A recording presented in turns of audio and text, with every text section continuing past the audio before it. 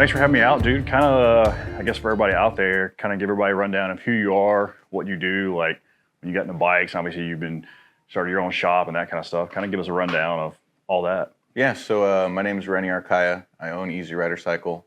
I started this official shop back in November of last year. Been in my garage for the last 4 or 5 years. As far as what we do anything Harley Davidson. FXR is my passion. However, Harley Davidson is really what it started with. So it doesn't matter the it doesn't matter the model, as far as if it's a dyno or a Sportster or a bagger. We really just try to bring through like our love for the machine in the work that we provide. And keeping older bikes specifically is kind of like what I like to do back on the road. Okay. And you mentioned, I guess you'd been in your garage for 5 years before coming here and opening this spot up. So kind of like give us some of your early history getting into bikes and then obviously working on bikes and like starting your own shop. Like how did that come about? Yeah, so it actually didn't really start with motorcycles. It started off with little mini kids dirt bikes. Okay. I have 3 children myself. We picked up a little Chinese 50cc that didn't run. And that's kind of where it started with my passion for like my hands. And then it grew to, okay, well, this is kind of fun. I'm also a hustler by nature, right? So I love to make money, right? Mm-hmm. So I figured out a way to grow that little 50cc into a 125 and then get my other son a quad. And by doing that, I had started picking up other projects to fund me buying them their upgrade. That was maybe 10 years ago. But as far as motorcycles go, the first bike I had was in 2015. It was an XG 750, so a street 750. I bought it new in Harley, in Green Harley. It's a city here in Texas. Didn't really know how to customize anything. There wasn't really much for the bike except for like a slip-on pipe. And I thought that was so cool. Like, oh yeah, I got this Vance & Hines slip-on pipe. And that kind of broke the going from the little thing to the bigger thing. And then getting on the road with something bigger. As far as like the actual work starting for like manipulating motorcycles, I'd call it, because I wasn't really building them. I was just tweaking them and changing them and adding my flair to it. Mm-hmm. Was about, I'd say about 4 years ago. Okay. I picked up a job at a local mom and pop shop in Round Rock, Texas. It was called Flying Piston Motorcycles. The job actually fell into my hands kind of on accident. I was at work full-time working for GoDaddy. So I have a really strong background in sales and marketing, corporate world. Suit and tie, mm-hmm. Retail, office job. So the actual first real time I got to manipulate a motorcycle that was something I was trying to work through a problem was my Ironhead Sportster that I had picked up. It had carburetor issues, but it had the original carburetor. Okay. So I jumped on Google, starting to learn a little bit about how to make it perform better. And I found that you could throw a CV carburetor from a modern day motorcycle on it. And so I was at work, of course, and my wife went to that shop, Flying Piston, because I was calling around, hey, who has a carburetor, because I'm kind of antsy. I didn't want to do the eBay thing and wait, or this was before I kind of was on Instagram. Mm-hmm. With the used part sales, it was more like, hey, what could I find locally? So I had reached out to that shop, and I sent my wife in there. I said, hey, ask for this gentleman. He's supposed to have this carburetor. I've already paid for it. If you can go in and just pick it up for me. So she did. She walked in and said, hey, I'm here for Renny's carburetor. He's at work. And the owner was like, oh, well, what did your husband do? Because he's a very outgoing person. He always was talking to customers. And she said, oh, well, he works at GoDaddy. He's a marketing guy. Mm-hmm. And the owner was like, well, that's funny you say that. I'm actually looking for some help with that department. I'm running my website, but not quite. And I heard about this Facebook ads thing. And so he's like, hey, whenever your husband gets the bike running, I'd love to see it. Have him come check me out. I was like, okay, cool. So she comes, tells me, hey, the guy's really cool. You should go check him out. I was like, okay, cool. So I went in. I was like, hey, I'm Renny. Nice to meet you. My wife said you might have some work for me. Yeah. He's like, yeah, that's cool. He's like, but are you interested in motorcycles? Like, what are you doing? I was like, well, I don't know anything. I literally knew this much about everything, right? And so he's like, well, did you get it going? I was like, well, kind of, like it's leaking, it's spitting, it's popping, you know. He's like, well, I'll tell you what, bring the bike in, let's figure it out, and let's trade for your service. Okay. Yeah. I was like, okay, that's cool, but I'm like 9 to 5 Monday through Friday. And he's like, well, just come in on Saturday. So I was like, all right, cool. Show up on Saturday, no idea what I was getting myself into. He was kind of showing me a couple little things on the bike. Hey, you know, this is this old thing. You should upgrade that. And I'm like, okay, cool. I'm doing the same for him. I'm like, hey, this is kind of old. You should probably upgrade the website here. And so then he's like, all right, man, cool. Have a good one. I was like, cool. Do you mind if I come in like on Saturdays just to hang out and maybe figure out something? I was like, I'm kind of getting into this, but not as much as I thought I was. And so I would just go in and help out on Saturdays, helping him around the office, helping him, you know, and then it got a little bit to where he's like, hey man, go check that bike in for me. Here's how you fill out a work order. I had no idea about a work order except for when I would take my truck to a shop or something like that. And so it kind of evolved from there to where I was still working, making money. I just wasn't happy. And then I had the opportunity where I found like an unknown happiness in actually just being around bikes, being around the customers, because I was always outgoing with customers, front facing. And then like learning a little bit about the techs that were working there. It was just really cool. The environment was really cool. And so then I was like, I did literally about maybe 6 Saturdays or something. And I go home, I'm all excited to tell my wife, I'm like, man, every day, I'm like, man, this is so cool, this place. And she's like, well, why don't you just go work there? And I'm like, well, shoot, I have this corporate comfort, benefits, 3 children again, healthcare, all that stuff. I'm like, I don't want to be selfish, but at the same time, I'm like, you know, what do I do? So I ended up leaving GoDaddy full-time, and I went full-time at Flying Piston. And I worked for a couple months full-time, and I started to notice some things that needed to be done as far as maybe getting the workload out quicker, so that involved like bringing in more help. And so he was like, hey, find somebody to come work. And I'm like, shit, I don't know anybody. Like, I don't have any connections. I don't know how this really works. And he's like, well, figure it out. So I go on Google again. And I'm like, motorcycle hiring, motorcycle jobs. And I found, you know, like Indeed. Yeah. And filtering through resumes, because that's kind of what I was doing. So I applied that skill to like hiring and HR. And found a resume that popped up in a name that I didn't know of. I didn't know anything about this gentleman. And I was like, cool. But I'm also like still in my last 2 weeks at the job. So I was kind of like playing both sides. And on my lunch break, I just was like trying to figure out how I can get somebody hired. And it is a small shop, and he wasn't willing to pay the price that it would take to log into Indeed to actually see the full profile. Yeah. So I had a first name, a last initial, and a city, and like a little bit of description of some experience. And so with my computer skills, I guess you could say at the time, I figured out a way to snake and maneuver into Indeed and kind of somewhat hack it a little bit, and found Wayne, who's now my shop partner here, full time.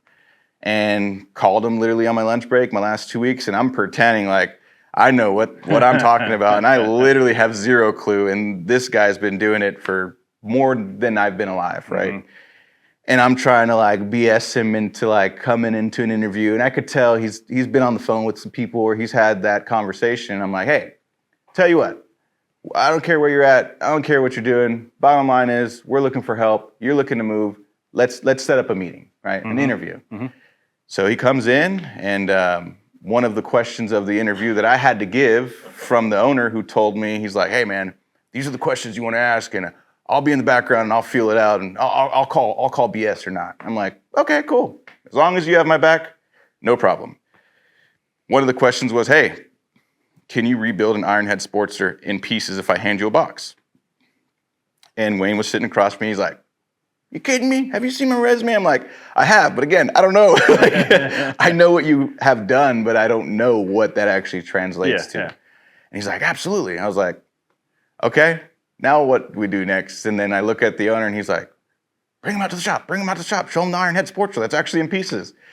And that was kind of like a trick question that he kind of was like, oh shoot, this is real. Like, you guys do have an Iron Head Sportster. Yeah. So that snowballed into a really good relationship. It's been developed over the last 4 years. And then I took over to being like the general manager of the shop, learning the ins and outs. Also, I was the parts guy because it was a really small shop. So I was the intake guy. I was the checking you out. I was the technician's having a bad day and he wants to talk to somebody. I was the guy, you know. If things weren't working out, I would be back there like, huh, you know, trying to figure it out. And so because I was the parts guy, that really did help with where I'm at now, because it was an all makes, all models, Jap bike, sport bike, cruiser, dirt bikes, side-by-sides, you name it. And I was the parts guy. So the technicians would hand me a ticket saying, hey, this is what's going on with it. Here's everything I need with no part numbers, right? And then my job was to source the best quality part at the best price with the best kind of timeline to get the job done. So with that, I would walk out with the ticket and parts and I go, okay guys, here you go. And then I was like kind of peeking like, dang, I have a little bit of free time. Let me go hang out, right? Let me go make sure and kind of put my eyes on stuff. And I would sit with Anthony, who was another gentleman who worked there, and Wayne. And I'd show him parts and he'd kind of do the work and I'd sit with him. He'd give me a little bit, hey man, while you're doing this, watch out for that. But for the most part, he would just do his thing and I would just sit there like a little kid watching like how to walk. You absorb as much as you can kind of deal. As much as I could. It was like a paid training for free. And so with that, I started feeling comfortable with like picking up a little project here and kind of giving it to Wayne and being like, hey man, do you think you can do this for me like after work? He's like, I'll tell you what, if you sit with me and we do it together, sure. But I'm not just gonna be doing this shit for you, whatever. Okay, sure, no problem, you know. So I would sit with him and we would just kind of slowly do things. And then I met some other people that are in the performance scene. I picked up a dyno. It was a 2005 dyno and it was ragged out completely and brought it to what it was at the end, but it kind of started in my garage and then I got into some trouble with like figuring out a lot of the stuff that I, again, didn't know, but I knew I had the support from the guys at the shop. Yeah, I mean, that's a big part, getting into some of that, knowing you have like some support to where you get in a little over your head. There's somebody there like to back you up and like kind of trying to somewhat build a little bit of my bag or at least start that process last year. My brother was there helping me. I had a couple other guys helping with some stuff that I knew I didn't know how to do some stuff, but I knew if I got in there over my head, I was like, hey, like, you know, come fix my fuck ups or make sure I don't fuck this up kind of thing. So yeah, it's always good to have support, right? So it's like a football team or sports team. You could be the best quarterback, but you're definitely not passing the ball to yourself. And nothing that I've ever done as far as my business or in life in general, I didn't get here alone. It's impossible. And I like the fact that I hooked up with Wayne when I did because I was kind of fresh to it. So I got to see not the book way of doing things, you know what I mean, but the actual real life way of doing something. You know, like if you have an actual issue and you open up the manual and you're looking for it, 9 times out of 10, it's not there. Because these are older bikes and because they've been messed with so much, you have to really look at what's actually going on. And I learned a lot from that to now fast forward, you know, we've opened up this shop together. He's here every day with me, grinding every day with me. And, you know, we're still learning together. He brings the really old school soul that I was kind of born with, I feel like. And I have kind of a more computer background. So we're able to do a lot of the old with some new, like, you know, ThunderMax, for example, fine tuning things. That's kind of where I step in and computer, you know what I mean? I got you. Yeah, so it's a good balance of what we've got. Okay, yeah, bringing both worlds together to make a really good end product and some good work results kind of deal. Right, and so after I kind of was working at the shop for a decent amount of time, maybe a year and a half or so, I've always been a person where I've always tried to do things on my own as far as business goes. So like even way back when I was selling cell phones, you know, at AT&T, I would always have it in my head like, man, I would love to own a store like this. Like I've always had that entrepreneur spirit because of my mom. she would always have something going on other than just her regular job. And she ended up starting business and all that fun stuff. So that was always in my hustle mentality was if I'm doing this for you, 9 times out of 10, I can do it for myself if I dedicate myself to it. And that's the other part about me is when I'm in on something, I'm like 1000% in. I'm not going to be a little over here, a little over there. It's like you're getting all of me or I'm out, because that's just how my addictive personality works. I mean, I think it's a better way to be. If you're not full out on something, you're not usually going to be successful at it. So, and it can bite you in the butt as well, because like when you're building a bike, you're not just going to swap the motor. Once you got it apart, you're like, man, I'm a pivot shaft away from pulling that tranny, and then I pulled the battery box, and the next thing you know, frame up. Yep. It just keeps going. Exactly. So I was working at that shop, and again, entrepreneur spirit, hustle mentality, and not giving up. And the shop every business has its difficulties. You just have to decide how long you're willing to put up with it, right? Yeah. And no fault against anybody who was there or wasn't there. It was just who I was. I knew where I wanted to go, right? So with talking with Wayne and learning about his background and how he had a shop and him showing me what the shop was and all his memories, it really ignited this, dang, I want to do that. Motorcycles are cool, but the people that you meet along the way, the customers you get to know who end up turning into lifelong friends, and you're sharing, he's sharing me, Polaroid pictures of the cool rock star style lifestyle involving motorcycles, right? I told myself, man, I can do this, right? I want to do this. I'm dedicating myself. And I saved up a little bit of money. I sold one of my bikes, and I walked into the owner and I said, hey man, it's been a great run. I sincerely appreciate this opportunity. I am at an age where I have a lot of time left in me, and I know that this probably isn't going to work where I could take this place over, even though it was a conversation, it just quite didn't pan out. And so I just took destiny, I guess, in my own hands, and I left. And I went into my garage and locked the door and sat there and tried to figure out, okay, you have this bike, what do you do next, right? So what I did was I took the rest of my money I had, I dumped it into the bike and said, hey, I need to flip this, right? So I can try to flip and flip and flip. Again, the hustle mentality, right? So did that for a while, maybe about a year. I got into a little issue with the law that required that I needed a job, and I had to show on paper that I was working. So I had 2 choices. I could go back to the corporate world and get back in that rat race, or I could go to something that I wanted to do.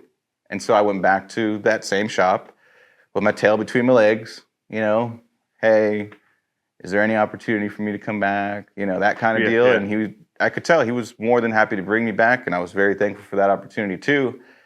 But there was a change. I could tell that he would look at me like, I'm watching you. What have you actually been up to this last year and a half?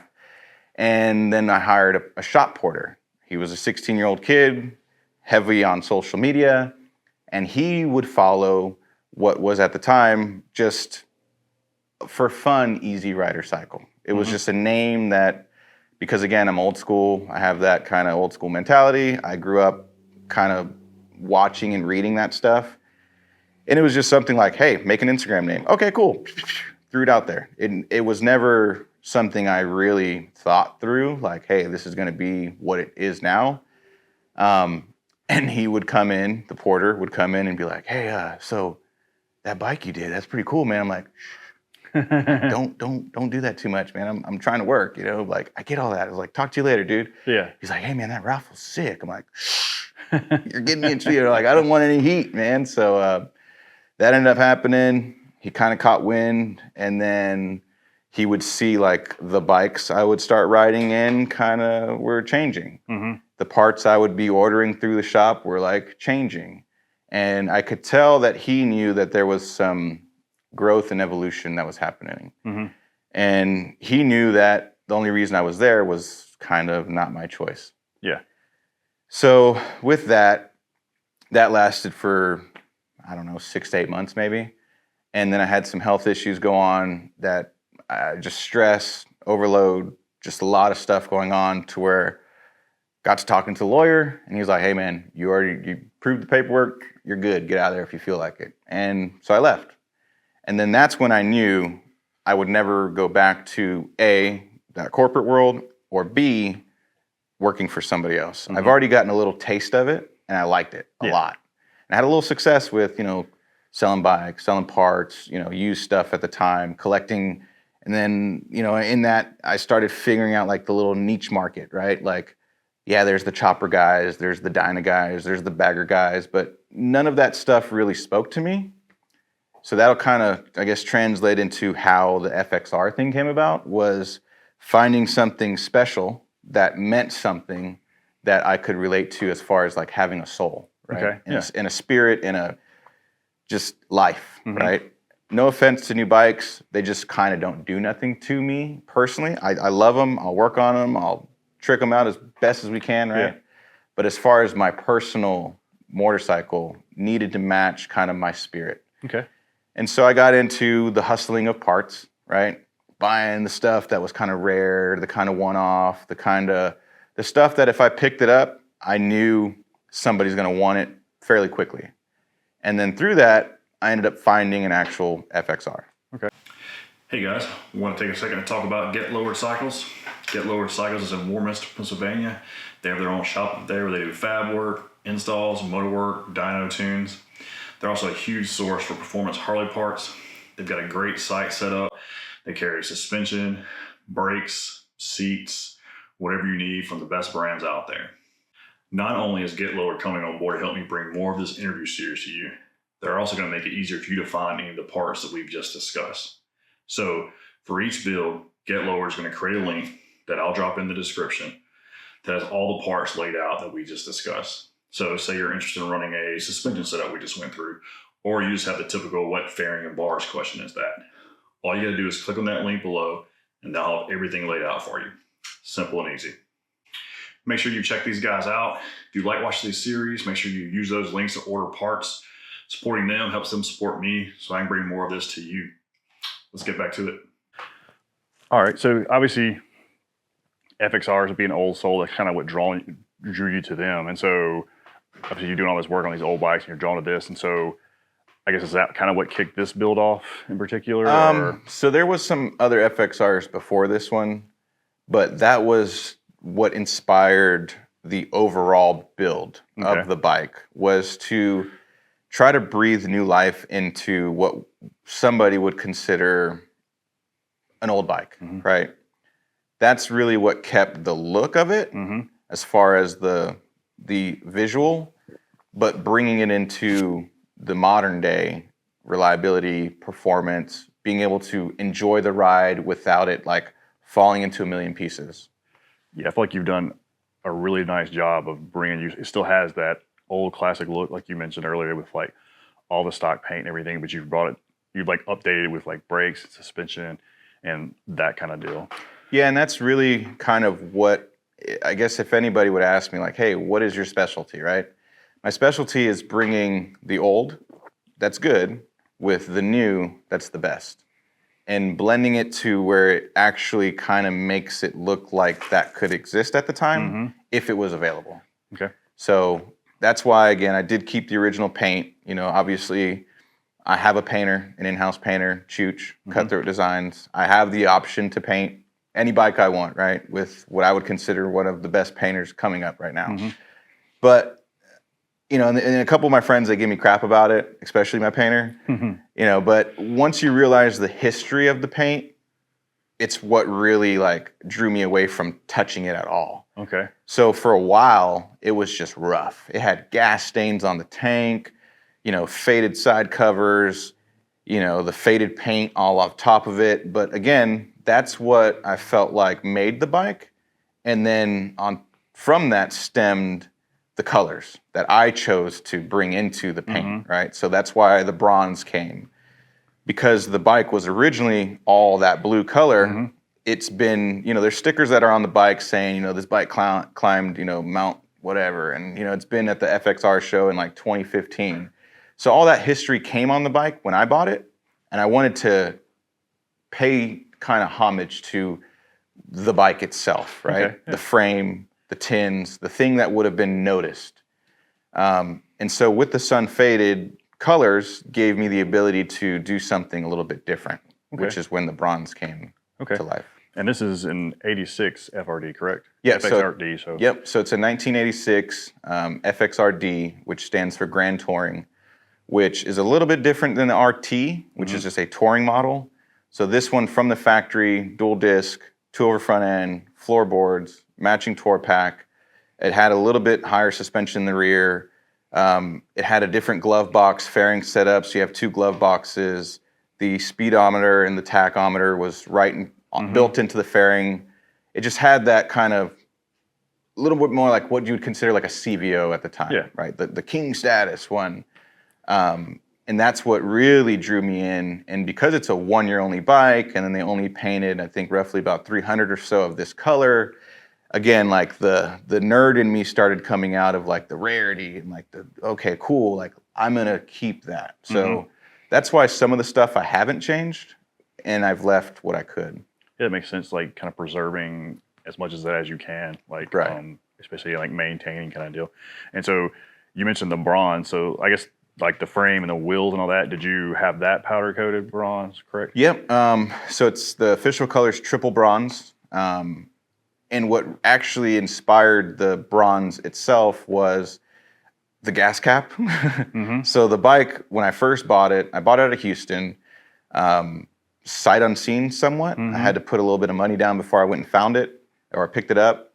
I found it on FXR Bazaar. It was an old post because I had gotten rid of my pink FXR, and I wanted something built to more tour because I started riding a little bit longer with a bigger group of people, doing more camping and long distance riding, Sturgis, stuff like that. And I was like, man, I got to get this bike set up a certain way.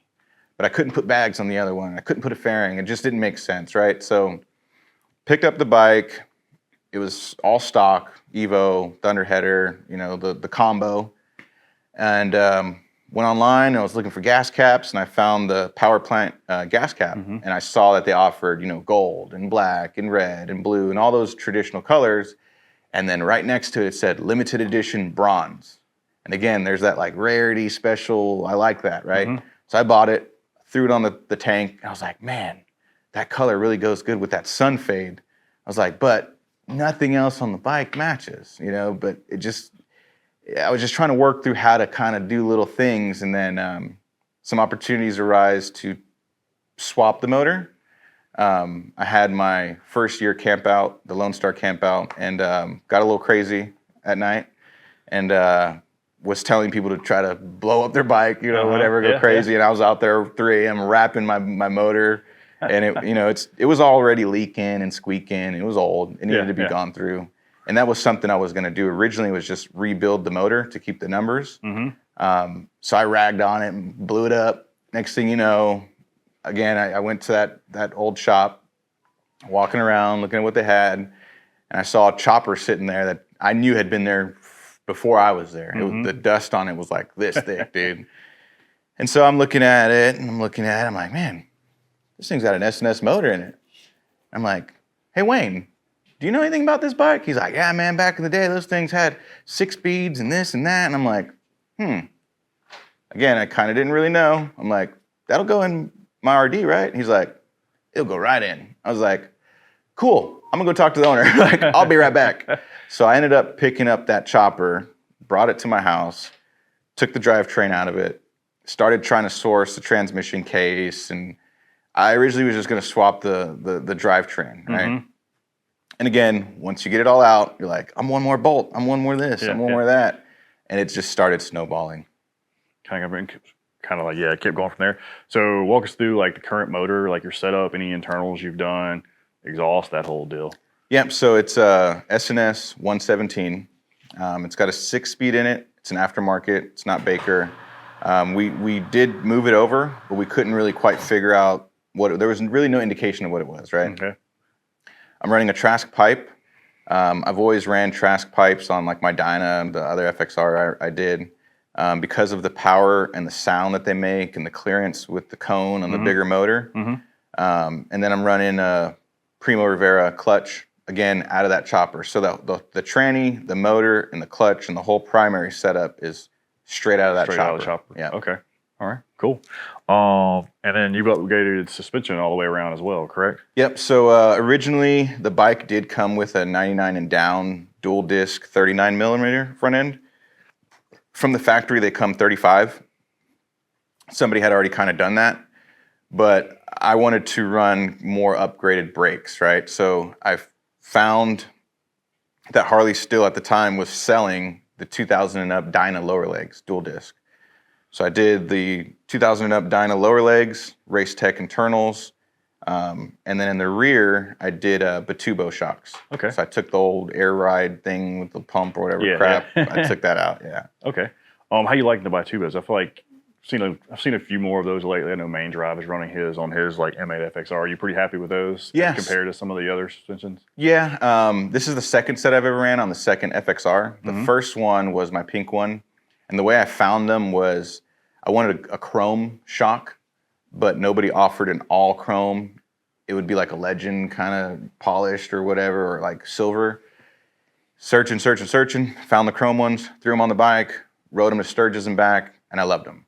And so it was kind of a no-brainer with the price because, again, I'm not rich, right? Yeah. And I could do race techs, but at the time when I was building the bike, I wasn't a dealer. I wasn't getting that pricing. I needed to kind of find the best that I could deal, money-wise, and that I'm very, very happy with them. Okay, awesome. It makes a lot of sense. You got to like work within your budget kind of deal. Right. Otherwise, you get a little out of control. Which right. Same with like that, the motor, the drivetrain. Like that was a deal, So it's like that's how the bike kind of came together. Okay. And then upgraded brakes all the way around too, right? Yep. So originally I had Brembos from like a bagger, the traditional FXR upgrade. So it's seen some different kind of faces and steps of how we got to this point. So now I'm running radial Brembos with Speed Merchant brackets. I'm also running Lindahl rotors all the way around with their brake pads as well. I just threw those on, so I'm kind of in the steps of breaking them in still. Okay. So shout out to Lindahl. Appreciate y'all.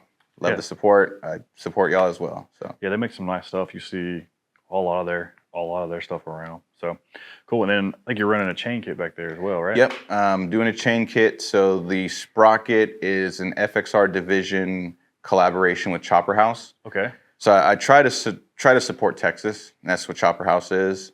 And so I went with their sprocket. I did a EK chain, and then I believe JT front sprocket. Okay. Yeah, it wasn't like a kit. It's kind of like I brought their sprocket and kind of pieced it together. It seems like the way, like a couple places offer like the kits now, but I feel like usually you have to you figure out your chain and your rear sprocket, and then you got to go track down one of like the PB. Yeah, and then like the spacer and stuff. And that kind of, the way that I do it is, again, built off of how I was taught at that shop.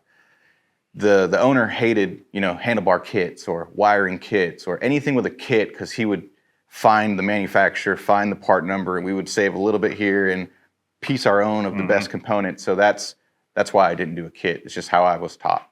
Okay. And then, like, you've upgraded your bar setup and everything as well, right? Walk us through all of that. Yep. So those are Lucky Dave's Lucky 13s. So they got a little pullback on them. I did the 96 and up controls, had those powder coated, stock still set up, but with my own kind of flair on them. Yeah. And then I found some original from 1986 Harley grips. Nice. That were kind of that cool Houston-ish leather kind of Texas scheme. So again, that's those little small things that bring me into the bike. Yeah, and those little details like all tie in really well. It kind of keeps the classic look of the bike overall. Right. And plus, again, I'm born in Texas. We're in Texas. So I did, like pretend like you're in a Cadillac, leather and wood. That's why I did that. Yeah, I think it works, man. It goes like the wood grain, like, I don't know, that's like hardcore classic throwback right there. So I mean, exactly. it all ties in really well. You got a couple of nice little like finishing pieces as well with like your Easy Rider like points cover, and you got like a derby cover over there too. And so that's Pete. Yeah, Pete Dreggs. Yep, I believe that's how you say his name. Killer stuff. He actually took one of the pictures that he saw of one of my stickers, and he sent that points cover to me. He's like, "Hey man, check this out." I was like, "Dude, that's awesome. I'll run it. Like, no problem." Yeah, So I put those derby covers on anything that I pretty much build. So yeah, that's a super nice touch. Then obviously Lucky Dave seat as well. Yep, Lucky Dave seats. So that's one of the newest additions. Not too many miles on it. I've gone through several seats. Originally, for almost a year, I was running an original FXR seat from way back because it was already broken in. I liked the low profile of it, but it was just beat, and it didn't quite match the rest of the bike. Once you get off of it and people start looking at it, it's like, it's an eyesore. So I did like a Saddleman. I've done quite a few different seats, and this is kind of where I'm landing at right now. It feels a little bit more comfortable. Like the back's not as aggressive. Yeah, like it's a lot of people like it's got a little bit of like a curve there versus being like a hard 90 kind of deal. Cool, man. I guess things like super nice.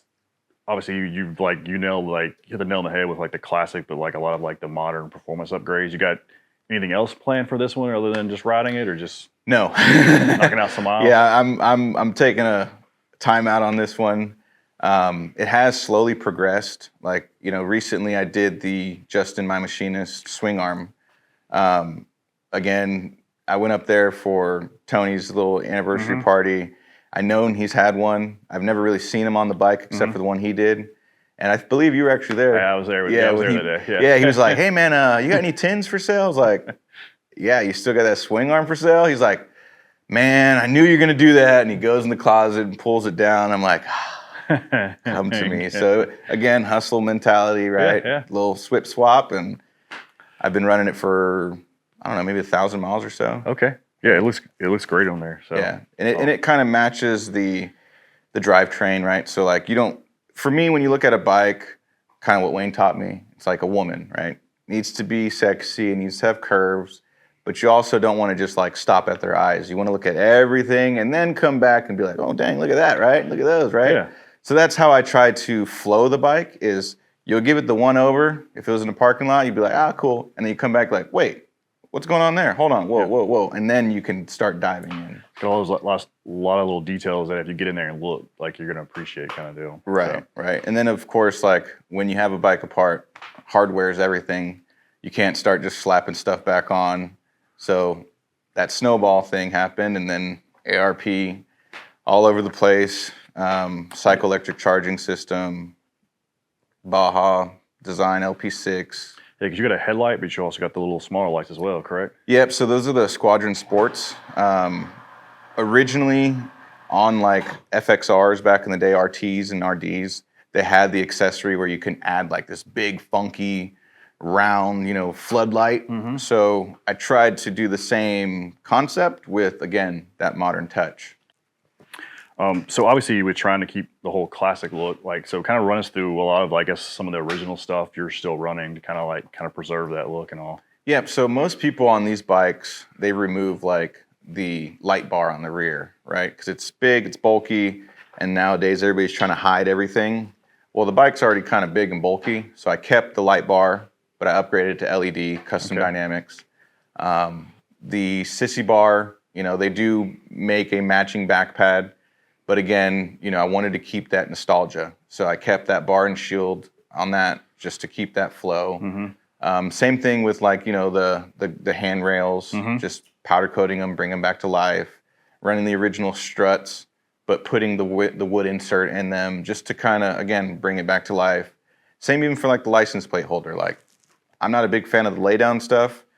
I still want that classic look when you look at the bike.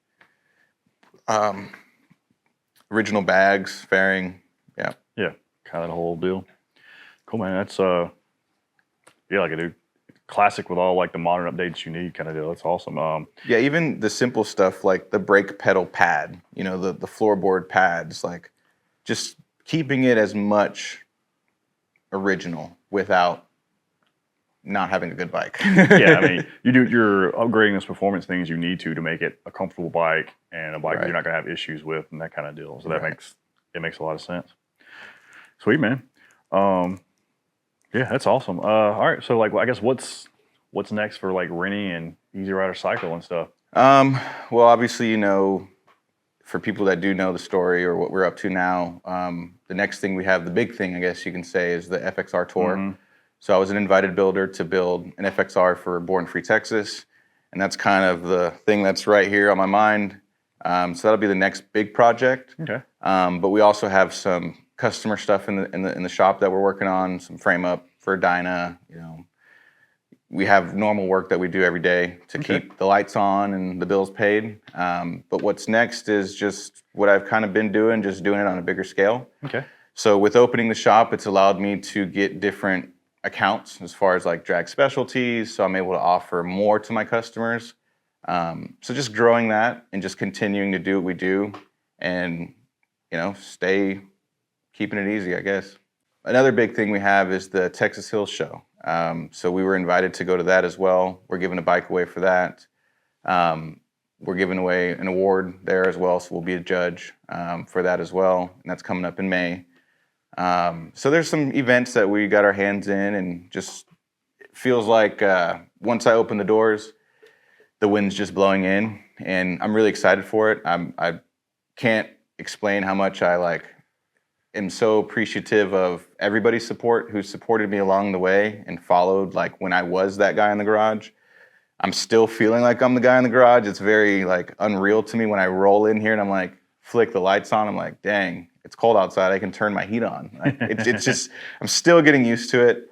But I'm very excited for all of the things that the future will bring. Awesome, dude. It's fun to watch from kind of my end or whatever. So, yeah. So if anybody wants to get in touch with you, have some work done in the area, kind of give everybody kind of your details, the best way to do all that. So. Yep. So you can reach out, easyridercycle.com. You can look us up on Google, call the shop, shoot me a DM, email, whatever you guys prefer. I'm always available. Cool. Awesome. Thanks for tuning in. Thanks for the root beer, man. Absolutely. Check out our sponsors. If it wasn't for those guys, this wouldn't be possible. Check out my site for any merch you want. There's a Patreon out there. Yeah, bye. Take it easy. Hell yeah. Cheers. Yeah, man. Missed.